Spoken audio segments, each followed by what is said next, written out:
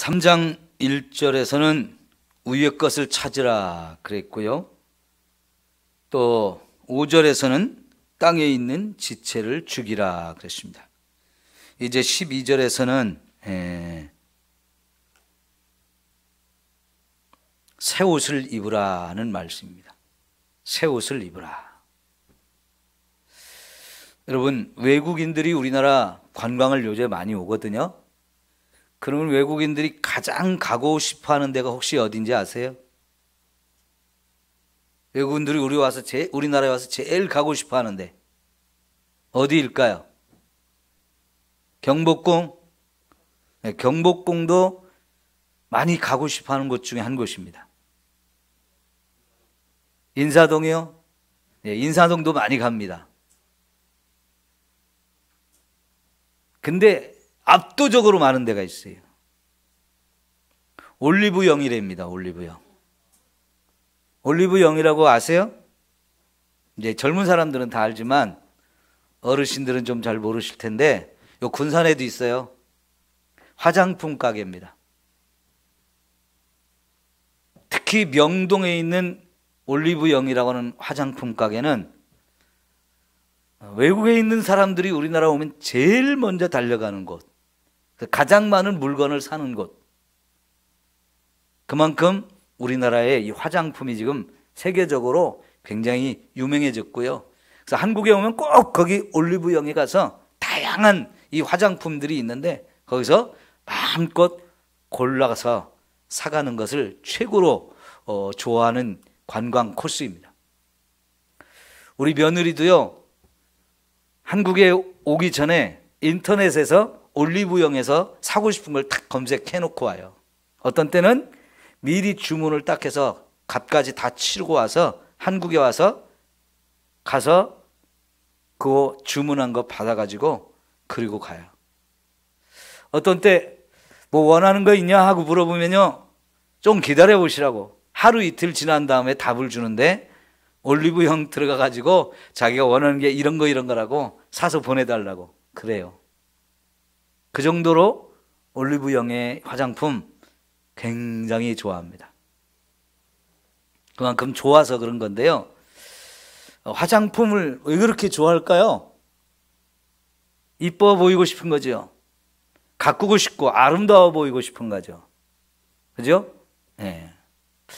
요즘 계절이 바뀌어가지고 여러분들이 이제 여름에 입던 옷을 이제는 하나씩 내려놓고 가을에 맞는 새로운 옷장을 열어서 꺼내놓거나 아니면 입을 게 없어 또 가서 옷을 사면서 새 옷을 사신 분들도 있을 거예요. 오늘 말씀에 새 옷을 입으라 그랬어요. 옛 것은 벗어버리고 새 옷을 입으라. 왜 이런 식으로 우리에게 말씀할까요? 이게 결국은 진짜 옷을 말하는 게 아니고 우리의 성품에 관한 거거든요.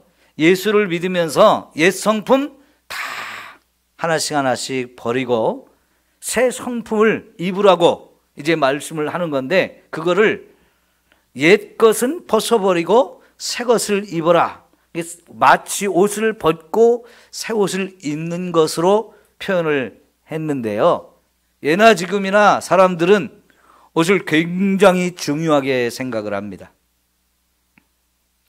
때로는요, 사람이 어떤 옷을 입느냐에 따라서 그 사람의 신분이 표가 나요. 여러분, 옛날에 양반들은 갓도 쓰고 두루마기까지 다 챙겨 입고 여기 두루마기의 앞에 옷고름을 다 메고 폼 좀 잡고 나가지요. 그런데 여러분, 쌍놈들 중에 백정은 옷고름이 있었을까요? 없었을까요? 쌍놈들 중에 백정은요, 옷고름도 없었고요, 상투도 못 틀었대요. 그 사람이 어떤 옷을 입느냐, 그 사람의 신분을 나타내기도 하고요, 또 그 사람이 어떤 관직에 있느냐, 이것도 사람의 옷으로 나타내기도 했어요. 그만큼 사람들은 옷을 중요하게 여기고 그 옷을 통해서 뭔가를 드러내 보이려고 하는데, 요즘엔 그거를 패션이라는 말로 다 표현이 되죠. 패션. 여러분, 오늘 말씀의 제목을 그래서 가장 아름다운 패션이라고 제목을 붙여봤어요. 우리가 믿음을 가진 사람으로서 버려야 될 성품이 있고 새롭게 우리가 갖고야 될 성품이 있는데, 이것을 옷을 입고 벗는 것으로 표현을 한 것은 그 당시 사람들이 그렇게 얘기하면 너무나 쉽게 잘 알아들었기 때문인 거지요. 그래서 오늘 저도 이 말씀을 요즘 이 시대에 우리 성도들이 좀 쉽게 좀 잘 알아들을 수 있는 표현으로 제목을 붙이니까 가장 아름다운 패션이다. 네. 여러분, 우리 성도들이 갖춰야 할 패션 뭐겠습니까? 진짜 옷을 아름답게 입는 것을 말하는 게 아니거든요. 자, 베드로전서 3장 3절 4절 말씀을 한번 볼까요? 우리가 지금 골로새서를 보고 있는데 조금만 뒤로 가면 베드로전서가 나오는데요. 379쪽, 신약성경 379쪽이에요. 자, 3절 4절 보겠습니다. 시작. 너희의 단장은 머리를 꾸미고 금을 차고 아름다운 옷을 입는 외모로 하지 말고 오직 마음에 숨은 사람을 온유하고 안정한 심령에 썩지 아니할 것으로 하라. 이는 하나님 앞에 값진 것이니라. 우리의 단장을 외모로 하지 말라는 거예요. 진짜 우리가 단장할 것은 하나님이 보셨을 때 하나님이 야, 너 정말 아름답다, 너 정말 귀하다 이렇게 인정할 만한 것으로 우리를 단장하는데, 그게 뭡니까? 마음에 숨은 사람, 겉사람이 아니고 마음에 숨은 사람을 그렇게 단장하래요. 그럼 뭘로 하는 겁니까? 온유하고 안정한 심령에 썩지 아니함으로 할 것이다.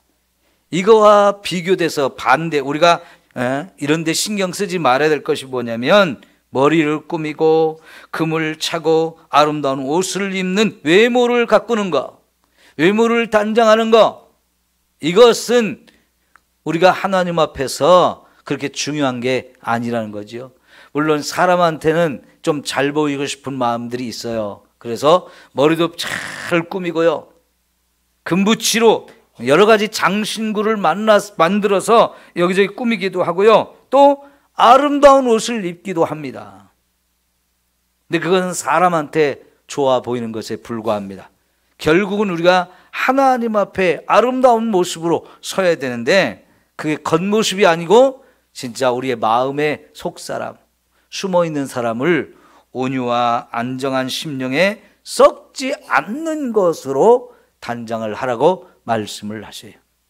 그러면 여러분, 이 3절 4절을 보았는데 1절 2절이 뭔가를 한번 더 확인해 봅시다. 그 1절 2절에 아내들에게 주는 말씀이에요. 자기 남편에게 순종하라고 하면서 이는 혹 말씀을 순종하지 않는 자라도 말로 말미암지 않고 그 아내의 행실로 말미암아 구원을 받게 하려니니 그랬습니다. 아내가 남편에게 순종하는 모습이 너무너무 귀하고 아름다운 우리 주 안에 있는 성도들, 특히 여자 성도들에게 가르치는 하나님의 말씀인데요, 남편에게 순종하라는 겁니다. 이것은 말로써 모든 걸 표현해가지고 말로만 그럴듯하게 하는 그런 것이 아니고, 아내의 행실로 말미암아서 믿지 않는 남편도 구원받게 하는 이것을 위해서 진짜 아내가 남편에게 순종하라는 거예요. 2절 보면 너희의 두려워하며 정결한 행실을 봄이라. 분명히 남편만큼 자기 아내를 많이 아는 사람이 없어요. 그러니까 다 그러잖아요. 살아보라고. 네? 되게 남편이, 되게 아내 참 좋아 보인다고. 어쩌면 그렇게 사람이 좋아 보이냐고. 살아봐요, 살아봐. 네, 살아보면 분명히 당신들이 보지 못하는 것이 있는데 나는 그걸 안다는 거죠. 예, 여러분. 그런데 정말 아내가 남편에게 순종하면서 자기의 속사람을 잘 가꾸게 되면 이거야말로 남편을 구원하는 놀라운 역할을 하게 된다는 거예요. 여러분, 특별히 남편이 구원받지 못해서 늘 기도하고 마음 아파하시는 분들 다시 한번 더 생각하세요. 우리가 말로써 예수 믿자고 그래서 천국 가자고 이렇게 100마디 하는 것보다 내가 남편에게 정말 나의 삶을 통해서 줘주고 또 자꾸만 행실을 삶을 통해서 이렇게 보여주는 이런 모습이 되어지면 분명히 그 남편도 깨닫고 돌아오는 때가 있다는 겁니다. 물론요, 깨닫는 게 참 쉽지 않기 때문에 못 깨닫는 남편이 있어요. 그렇게 안 듣는 사람이 있어요.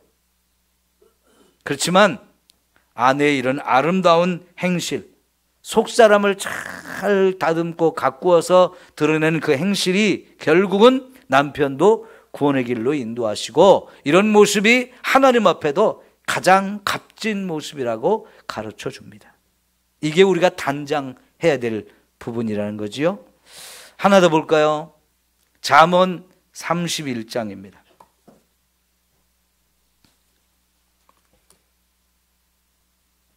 구약 성경에 시편 다음에 잠언이 있죠. 잠언 31장 마지막 부분에 있어요. 31장 마지막 부분 30절 볼게요. 31장 30절 시작. 고운 것도 거짓되고 아름다운 것도 헛되나 오직 여호와를 경외하는 여자는 칭찬을 받을 것이라. 여러분, 고운 것, TV를 여러분 보세요. 이순재 아저씨가 나오는 거하고 20대 젊은 청년이 나오는 거하고 얼굴 좀 한번 비교해 보세요. 너무너무 차이 나요. 야, 여러분, 한때는 참 이뻤다고 하는 여자 배우들 40대, 50대 돼가지고요, 그 모습하고 지금 20대에 아주 푸릇푸릇한 이 젊은 여자들하고 TV에 나오는 모습을 비교하면 너무 차이가 나죠. 뭘 느껴요? 야, 고운 것도 헛되고 아름다운 것도 헛되요. 거짓되고 헛되다고 그랬어요. 인생이 참 무상하지요. 세월이 흘러가는 거 참 못 막지요. 이 잠언 31장이 뭐에 대한 얘기예요? 현숙한 여인에 관한 얘기잖아요. 여기서 말하는 현숙한 여인은 얼굴이 이쁘다고, 겉모습이 아름답다고 그거를 뽐내는 사람이 아니에요.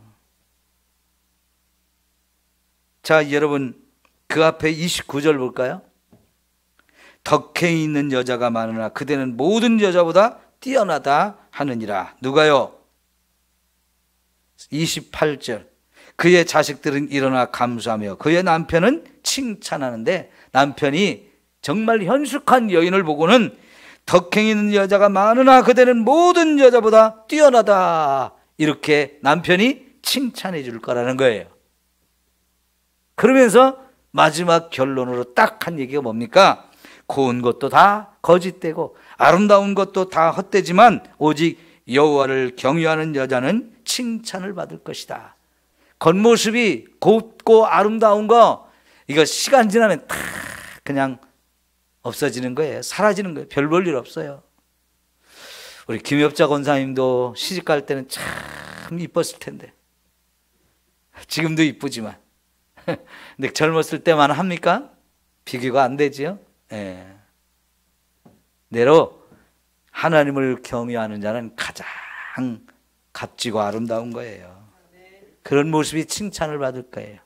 자, 그렇다면 오늘 말씀으로 다시 돌아와서 벗어버릴 것과 다시 입어야 할 것이 있는데, 옷을 벗고 옷을 입는 것 같이 이렇게 표현했지만 사실은 이게 우리의 버려야 할 좋지 않은 성격들, 좋지 않은 성품들, 이런 것들을 벗어버리고 정말 우리가 새롭게 가꾸고 새롭게 다듬어서 우리를 단장해야 될 너무나 아름다운 그런 것들이 있는데, 자, 골로새서 3장 12절 보겠습니다. 그러므로 너희는 하나님의 택하사 거룩하고 사랑받는 자처럼 긍휼과 자비와 겸손과 온유와 오래 참음을 옷 입고. 요 5가지. 자, 다시 한번 해봐요. 뭐예요? 긍휼, 자비, 겸손, 온유, 오래 참음. 이것을 예수 믿는 저와 여러분들은 없어도 있게 만들고, 있었다면 그걸 더 풍성하게 만들어서, 이것이 마치 우리가 옷을 입고 탁 나와서 사람들한테 이렇게 나타나는 것처럼 내 속에서 이런 것이 차고 넘쳐야 합니다. 그러면 그것이 겉으로까지 드러나서 우리가 정말 저 사람 정말 성격이 너무너무 좋아하는데, 이런 성품이 다 누구의 성품이냐? 예수님의 성품이에요. 예수님을 본받아야 된다고 하는 것이, 이런 예수님의 성품을 우리가 하나씩 하나씩 본받아서 내게 없었던 마음들이지만 이제 예수님을 믿음으로 인해서 하나씩 하나씩 이것이 들어오도록, 내 안에 차곡차곡 이게 찾아서 누가 봐도 참 저 사람 긍휼이 있고 자비가 있고 온유하고 오래 참고 온유하다, 이런 말을 우리가 들을 수 있도록 해야 한다는 거죠. 예수님의 마음인데 우리도 이 마음을 품도록 해야 할 것입니다. 왜 그렇습니까? 그 앞에 너희는 누구라고 그랬어요? 하나님의 택함을 받은 사람이고, 하나님이 저와 여러분을 거룩하게 지금 만들어가고 있는 사람이고, 또 하나님의 사랑을 받는 우리이기 때문에 그렇다는 거죠. 우리는 하나님의 선택을 받은 사람들이에요. 하나님이 언제부터 저와 여러분을 선택하셨다고 그랬습니까? 창세전부터, 세상을 창조하기 전부터 하나님은 저와 여러분을 선택하셨는데, 그 선택의 결과로 우리가 예수님을 믿게 됐죠. 만약 하나님이 저와 여러분을 이렇게 선택하시지 않았으면 우리는 지금도 예수를 안 믿고 있었을 거예요. 그냥 나 혼자 잘난 맛으로 그냥 죽음의 길, 멸망의 길인 줄도 모르고 그냥 막 가고 싶은 대로 갔을 거예요. 그런데 어쩌다 보니 저와 여러분이 예수 믿는 사람이 되는데, 알고 보니까 그게 다 하나님이 창세전부터 저와 여러분을 선택하셨기 때문에 이렇게 됐대요. 그렇게 선택하신 이유가 뭐냐? 저와 여러분을 이 땅에서 거룩하게 만들기 위해서 그랬다는 거예요. 그러니까 지금 여기서 말하는 긍휼과 자비와 온유와 뭡니까? 겸손과 오래 참음, 이것들을 우리 마음에 하나씩 하나씩 옷을 입는 것처럼 하나씩 하나씩 새롭게 만들어가는 것은, 이게 바로 거룩해져 가고 있는 과정인 거예요. 이것 때문에 저와 여러분을 하나님이 선택하셨어요. 처음부터 하나님은 이런 목적, 저와 여러분을 거룩하게 할 목적을 가지고 우리를 선택하셔가지고 구원해 주셨기 때문에, 우리 예수 믿으면서 전에 없었던 이 예수님의 마음을 우리가 하나씩 하나씩 취해서 우리 마음에서도 이런 것들이 채워지고 이것이 겉으로 드러날 수 있도록 하는 거, 지극히 귀하고 아름다워요. 하나님 뜻대로 신앙생활을 해 나가고 있는 거거든요. 여러분, 버려야 될 것, 다시 옷 입어야 될 것들 우리 잘 분별할 수 있었으면 좋겠는데요. 버려야 될 것도 다시 한번 확인해 봅시다. 5절, 우리 벗어버려야 될 것, 시작. 음란, 부정, 사욕, 악한 정욕, 탐심, 이 5가지 먼저 말씀했어요. 그죠? 다시 한번요. 시작. 음란, 부정, 사욕, 악한 정욕, 탐심, 이런 것은 우리가 벗어버려야 될 것이에요. 그 밑에 이제 또 나오는데요. 8절 둘째 줄, 시작. 분함과 노여움과 악의와 비방과 우리 입에 부끄러운 말, 거짓말을 하지 말라 그랬어요. 이런 것들이 다 이제 우리가 벗어버려야 할 것인데요.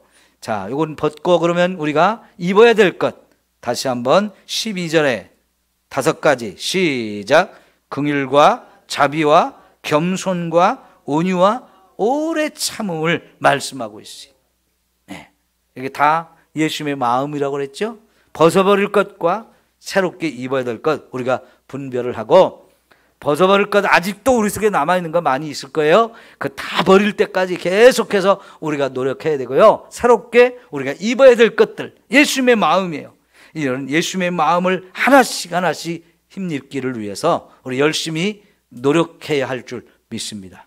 그러다 보면 우리가 마치 멋지고 아름답게 나를 새로운 패션을 딱 입은 것처럼, 여러분 우리의 모습이 이렇게 가꿔지는 만큼 정말 멋지고 아름다운 예수님을 드러낼 수 있는 저와 여러분이 되어질 줄 믿습니다.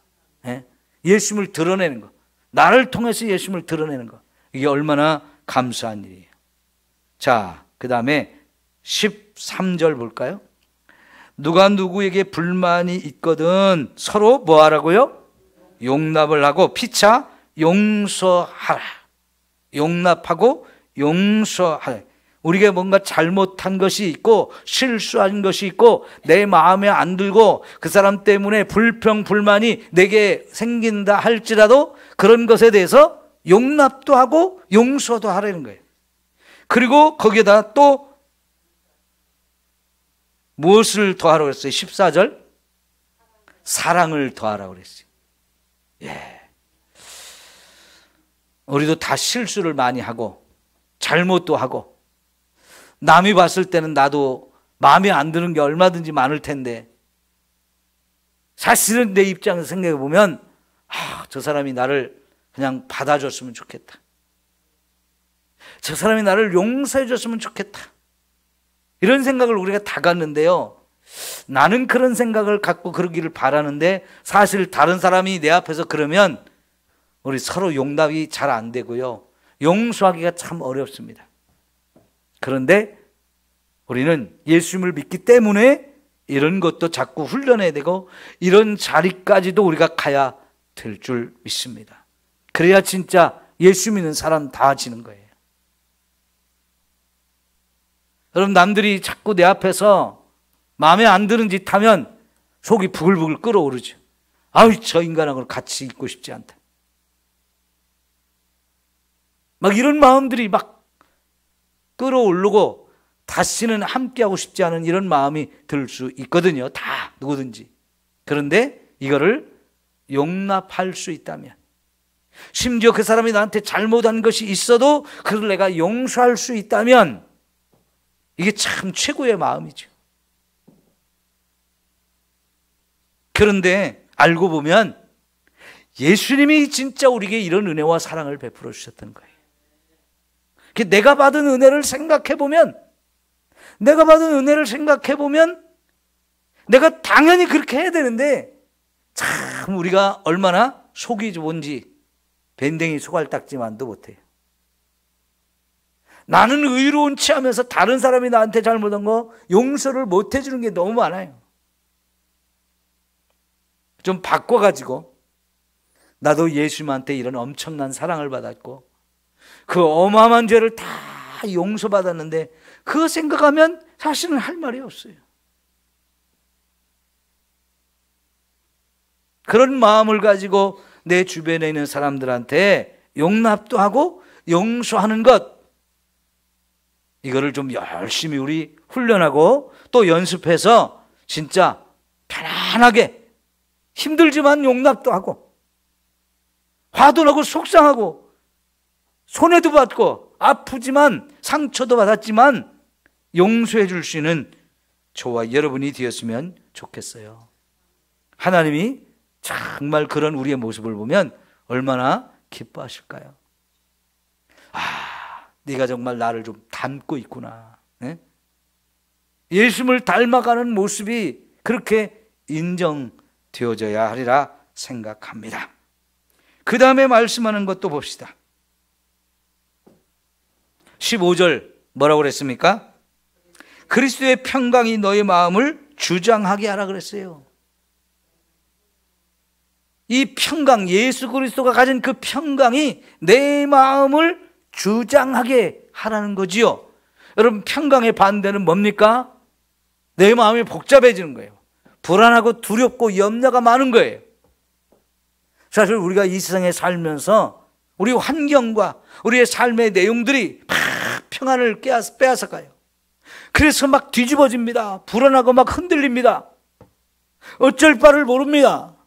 그런데 이런 삶을 살아갈 수밖에 없는 우리 환경이고 우리 모습인데, 예수님이 오셔서 뭐라고 합니까? 평안을 너희에게 주노라. 내가 주는 평안은 세상이 주는 것과 같지 않다고 말씀을 하세요.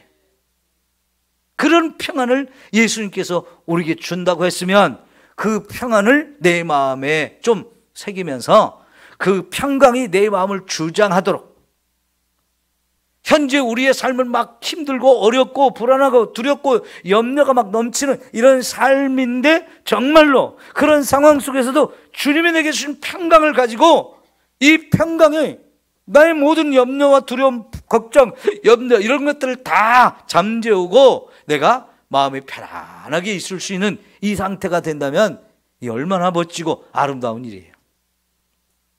여러분, 예수님은요, 제자들과 함께 갈릴리 바다를 배를 타고 가다가 피곤해가지고 잠이 들었는데, 얼마 안 있어서 바다에 막 풍랑이 일어나가지고 막 물결이 거세지면서 물이 배 안으로 들어오기까지 했어요. 그러니까 그 배 안에 있던 제자들이 그 바닷가에서 평생 물고기를 잡고 살았던 어부 출신이 여럿이 있는데도 불구하고 엄청 두려워했다는 거예요. 왜요? 그 바다가 큰데요, 지금 거기서 일어난 이 풍랑이 자기들의 힘으로 감당하기 어려운 너무나 거센 풍랑이고 바람이 일어났어요. 여러분, 갈릴리 바다라고 표현할 만큼 호수이지만 굉장히 큰 호수이고요, 이 호수가 만들어진 이유는 푹 패여 들어간 곳이기 때문에 주변은 다 높은 산이에요. 주변은 다 사방으로 높은 산인데 여기만 쑥 들어가가지고요, 거기에 물이 차가지고 호수가 만들어졌는데 여기가 규모가 크단 말이에요. 그러다 보니까 그 산 높은 곳에서 바람이 확 불어오면서 이게 높은 곳과 낮은 곳 사이에 이 기온이 상당히 나기 때문에 여기서는 이런 갑작스러운 돌풍들이 자주 일어났던 곳이에요. 그런데 그런 바다에서 예수님은 편안하게 주무시고 계세요. 예수님에게는 그런 것에 의해서 흔들리지 않는 평안함이 있었기 때문이에요. 마치 침대에 광고하는 것 같아. 여러분, 흔들리지 않는 평안함, 이게 예수님이 우리에게 주시는 평안함인데요, 그 말씀을 하셨던 때가 언제인지 한번 생각해 보세요. 예수님이 죽었어요. 가룟 유다는 그 예수님을 은30을 받고 팔아먹었어요. 예수님이 재판을 받을 때 베드로는 예수님을 모른다고 3번씩이나 부인했는데 저주하면서 부인을 했어요. 나머지 제자들은 예수님이 잡혀갈 때 혼자만 살겠다고 다 도망가기만 바빴어요. 그러는 사이에 예수님은 붙들려 갔고요, 채찍에 맞으셨고요, 십자가 못을 박아 죽음을 당했는데요, 제자들은 자기들도 예수님을 죽인 사람들이 와서 잡아갈까 봐 참 두려움에 사로잡혀서 숨어서 꼼짝을 못하고 있었어요.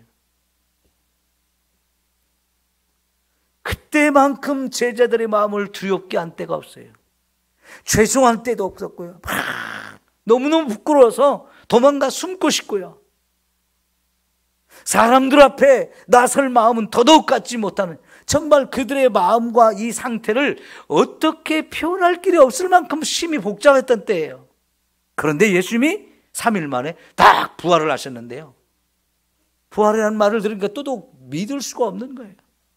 그러지 않아도 지금 환장하겠는데, 죽은 예수님이 부활했다고 하니까요, 뭐 이런 또 뭔 소리야 하면서 막 어찌할 바를 모르고 있어요.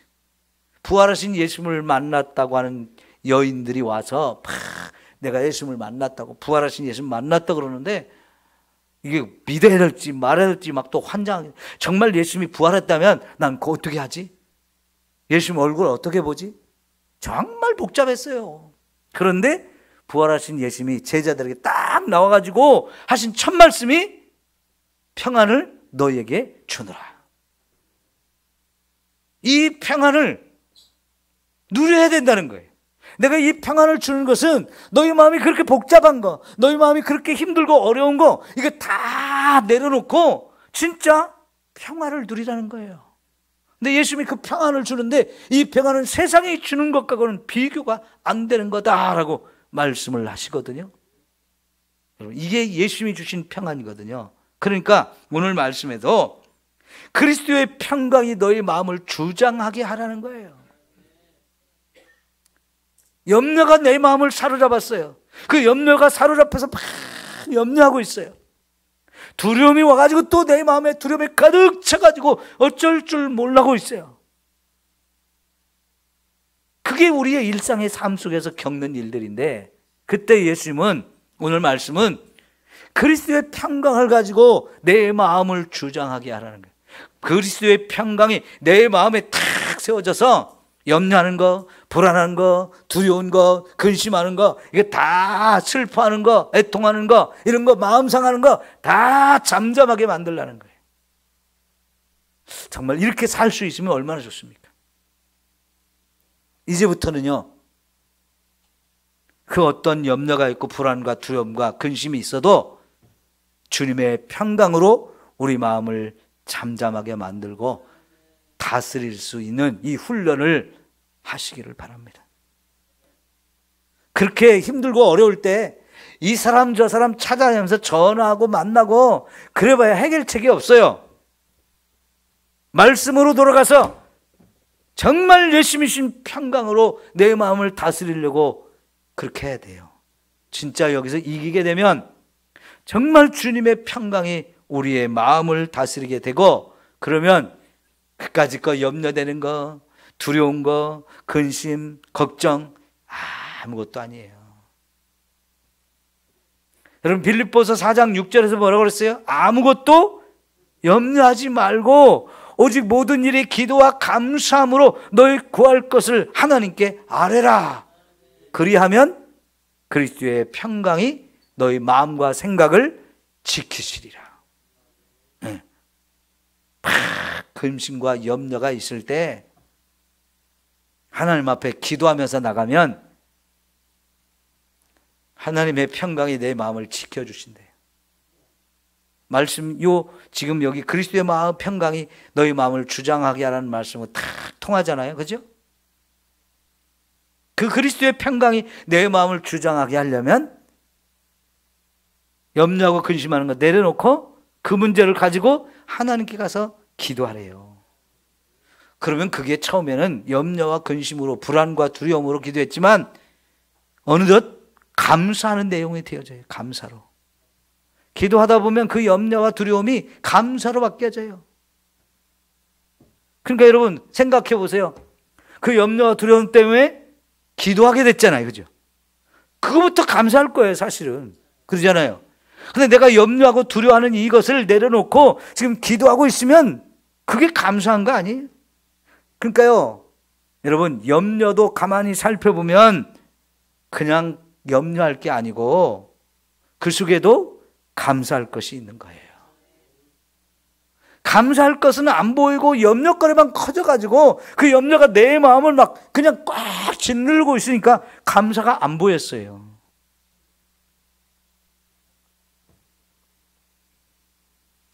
여러분, 헬렌 켈러라는 사람이 3가지 장애가 있었잖아요. 보지도 못하고 듣지도 못하고 말하지도 못하는 이 3가지 장애가 있었거든요. 그 사람이 보지도 못하고 말하지도 못하고 듣지도 못한다면 이게 얼마나 답답한 겁니까? 그런데요, 설리반이라고 하는 이 선생님이 그에게 찾아와가지고 그를 가르치는데요, 펌프 있는 데로 데리고 가서 선생님이 막 펌프질을 해가지고 물이 펄펄 나오니까, 컬컬컬 나오니까 선생님이 헬렌 켈러에게 이 물을 손으로 직접 만져보게 했어요. 그 막 지하수가 막 펌프질을 해가지고 다 시원한 물이 나오는데 그걸 만져보니까 얼마나 시원해요. 그리고 이 물이라는 게 만지면 참 기분이 좋은 거거든요. 그래서 이 물을 만져보게 한 다음에 이 헬렌 켈러의 입을 선생님의 입에다 갖다 대주면서 물 이렇게 발음하는 걸 이 입술을 만져보게 한 거예요. 그러면서 따라하게 했어요. 물이라고 하는 것이 뭔지를 이 손으로 느낀 다음에 그걸 뭐라고 말하는지 단어를 가르치려고 계속해서 몇 번이고 계속 입을 만져보고 그리고 똑같이 흉내를 내서 물이라고 입술로 말하게 했는데요. 이 물이라는 단어가 들어본 적이 없으니까 어떻게 말해야 될지 모르잖아요. 그런데 선생님 말은 입술을 만져보고 똑같이 표현을 하게 하니까요. 계속 하니까 이게 말이 되어지는 거예요. 물이라는 말이 나왔어요. 그랬을 때 선생님이 바로 그거라고, 그렇게 하면 된다고 막 그랬는데요. 여러분 생각해 보세요. 이 헬렌 켈러라는 사람이 물이라는 단어 하나를 깨우치고 자기 입술로 못하던 사람이 그 말을 입술로 표현하기까지 선생님의 엄청난 노력이 있었고 그거를 계속 만져보게 하고 계속 따라하게 하면서 수십 번, 수백 번 실수를 하고 잘못을 하는 것을 하면서도 계속 제대로 말할 때까지 그걸 반복해서 말하니까 드디어 물이라는 단어 하나를 뱉게 됐는데요. 그렇게 해서 단어 하나하나를 배워갔어요. 나중에는 그 선생님을 통해서 보이지도 않고 들리지도 않고 말도 못하던 여인이 말을 하게 되고요. 보이지도 않지만 느낄 수 있게 하셨어요. 전 세계를 다니면서 이 세 가지 장애를 다 이기고 너무나 멋진 사람으로 많은 사람들에게 간증을 하며 많은 사람에게 감동을 주며 살게 됐는데요. 여러분, 지금까지 물이란 단어 모르고 산 사람이 있어요? 오늘 저와 여러분 물이라는 거 아주 어렸을 때부터 알고 지금까지 물이라는 단어를 마음껏 쓰고 살았죠. 저 지금도 물 마셔요. 제가 물 마시는 거 여러분 다 보기만 해도 알죠? 그러면 시원하겠다. 나도 마시고 싶은데. 그런 생각도 든단 말이에요. 왜요? 우리는 물을 너무나 잘 알고 있으니까요. 근데 헬렌 켈러라는 사람은요, 그 물이라는 단어 하나를 깨우치기까지 너무너무 고생했어요. 그러면 여러분, 오늘 저와 여러분이 이렇게 수많은 단어를 마음껏 쓰고 사는 거 감사했어요? 불평했어요? 감사 안 했을 거래요. 네? 예전에 여자로 태어났다고, 가난한 집에 태어났다고 학교도 안 보내줘가지고 글씨도 모르는 분들이 많았어요. 우리 성도님들 가운데도 글씨를 몰라가지고 교회 오면 찬송 부르고 성경 읽고 해야 되는데 글씨 모르는 거 사람들이 알고 나 창피당할까봐 그래서 교회를 못 나오는 사람들도 전도해 보면 아직도 있어요. 우리 성도님들 가운데도 글씨를 몰라가지고 한평생 마음에 정말 가시가 하나 박혀가지고 정말 애통하면서 살았던 분들, 50이 넘어가지고 평화학교 이런 데 가가지고요 글씨 겨우 깨지고 택시 타고 버스 타고 돌아다니면서 간판 글씨 하나씩 읽으면서 저자도 내가 아는 자, 저자도 아는 자 이러면서 감격하면서 눈물을 흘린 분들이 있어요. 여러분, 글씨 하나 하는 것도 엄청 감사할 일이에요. 네? 여러분이 성경 지금 마음껏 읽을 수 있는 거 얼마나 감사한 일이에요. 네? 근데 별것도 아닌 것 같고 막 염려하고 걱정하고 두려워하고 늘 이러면서 살았거든요. 근데 생각해보면 우리가 감사할 게 얼마나 많아요. 어제하고 오늘 제가 날씨가 추워지니까 비염이 막 도져가지고 오늘 새벽에도 설교하다가 코를 3번이나 풀었어요. 안 그러는 여러분 얼마나 좋아요. 전 추접스럽잖아요. 여러분 앞에서 자꾸 코 풀어야 되는 거, 설교하다 코 풀어야 되는 거, 추접스러운데. 안 그러면 여러분 감사하면 돼.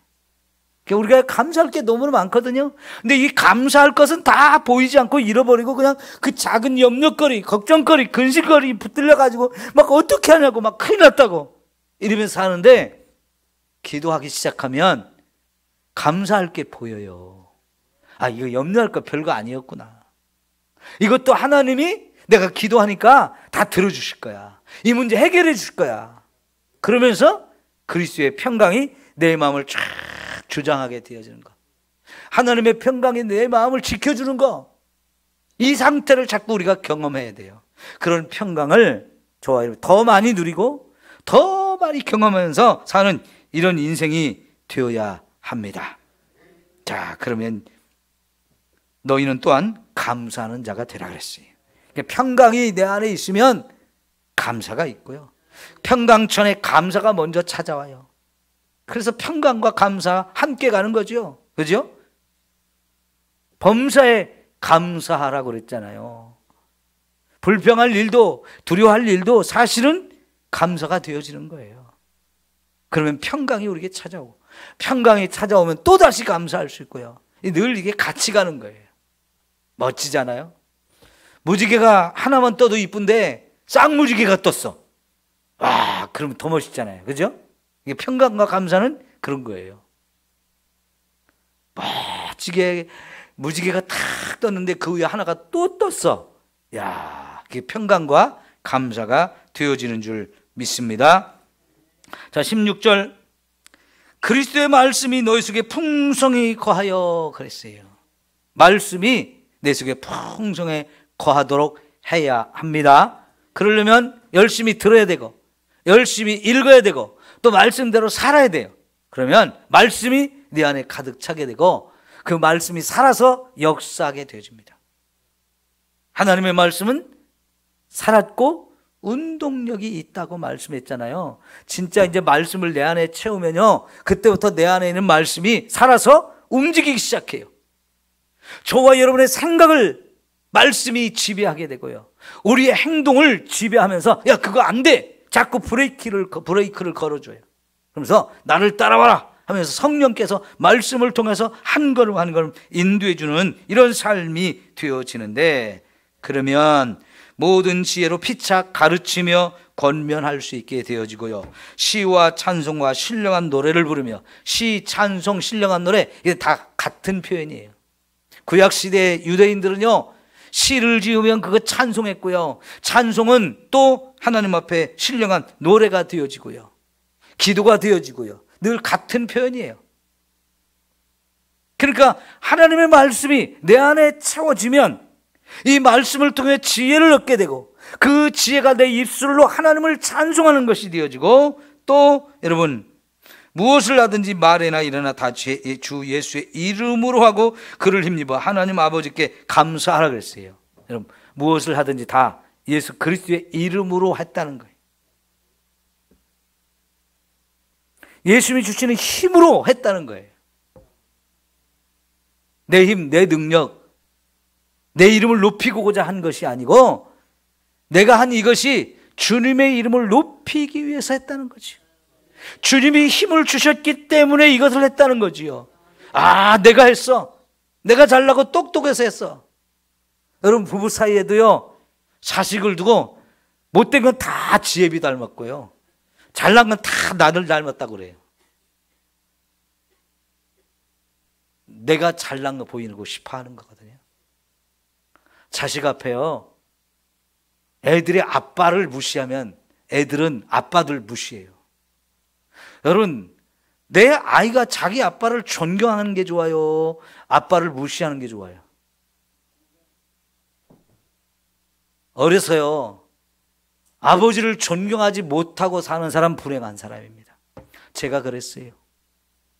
근데 하나님이 제 마음을 바꿔줘서 우리 아버지가 정말 내가 존경스러운, 존경할 만한 분이라는 걸 딱 깨닫게 해주셨는데, 그때부터 아버지에 대한 생각이 딱 바뀌니까요, 제 삶에도 너무 기쁨이 있는 거예요.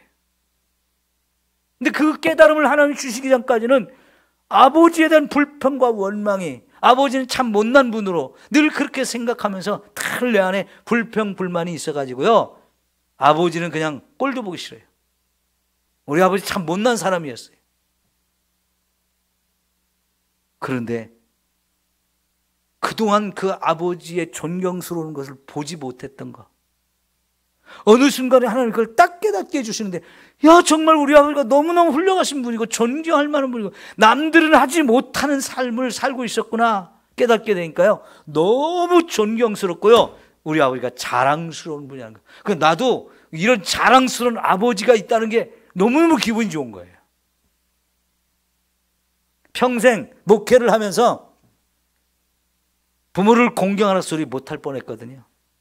내가 우리 아버지 존경 못하면 어떻게 불평과 원망을 가지고 살면서 어떻게 부모 존경하는 말을 하겠어요. 그죠? 그 설교 못할 뻔했는데 이제는 제가 자신 있게 할 수 있잖아요. 왜? 우리 아버지에 대한 마음을 바꿔주셔서. 그러니까 여러분, 자식들한테 꼭 지혜비 닮아서 저런다고 그러면 안 돼요. 애들한테 아버지를 못된 사람으로 만들어 놓고 존경을 못하게 만드는 거거든요. 자기만 존경받으려고 그래. 자기만 잘났다고. 여러분, 그러면 안 되고요. 어쨌거나 저쨌거나 예수님의 이름이 높임을 받으셔야 돼요. 제가 이걸 가르쳐서 문패를 좀 바꾸자 이렇게 생각을 했어요. 문패. 우리 집안에 문패가 다 있죠? 아파트는 없지만 개인 주택에 사시는 분들은 문패를 탁 달아놨어요. 그 집의 주인이 누군지 딱 써놨거든요. 이제부터는 여러분, 우리 그 문패의 주인이 이름이 바뀌어야 돼요. 누구로? 예수 그리스도로. 예수 그리스도로 문패가 딱 바뀌어서 나를 보면 여기에 예수 그리스도가 딱 써 있어야 돼. 나는 예수님이 이름으로 이것을 했습니다. 나는 이것을 예수님이 주신 힘으로 했습니다. 무슨 일을 하든지 무슨 말을 하든지 그렇게 하라는 거예요. 아, 예수님의 내게 힘을 주셔서, 예수님의 능력을 주셔서, 예수님 이름 때문에 내가 예수님의 이름을 높이고 예수님의 이름을 나타낼 수 있는 우리의 삶이 되어지면 이게 얼마나 주님이 기뻐하시는 것 되겠어요? 네.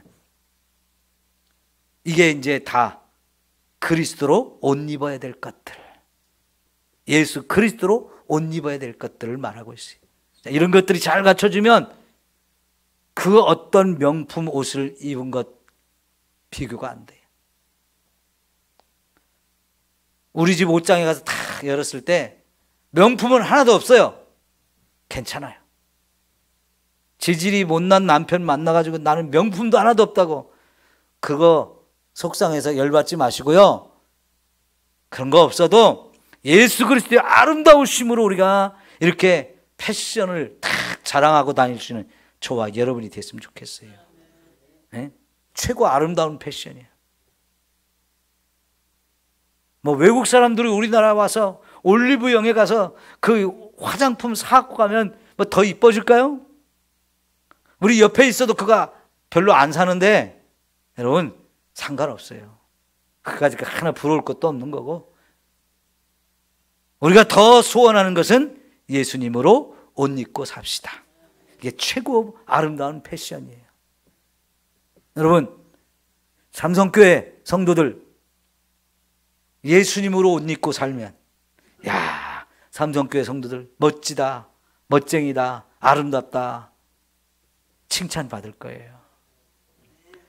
제가 요새 동네 이렇게 다니면서 전도하면 이제 10월 19일 날, 20일 날 초청장 써가지고 드리거든요.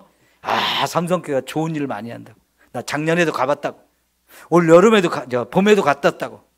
막 서로 좋아하면서 삼성교회가 좋은 일 많이 한다고 그래요. 네, 와보셨던 분들은 다 그래요. 소문을 들었던 사람은 다 그래요. 이번에도 또 초청하니까 꼭 오세요. 그러면 가겠다고. 너무너무 좋았다고 그러거든요. 여러분, 이런 소문이 나야 돼요. 예수님의 옷을 입고, 그래서 예수님처럼 우리가 보여지면서 나 때문에 예수님이 영광 받으시고 예수님의 이름이 높임을 받으시고, 그래서 참 멋지다고, 참 아름답다고, 이런 칭찬과 이런 소문을 우리가 좀 들으면서 살았으면 좋겠어요. 기도합시다.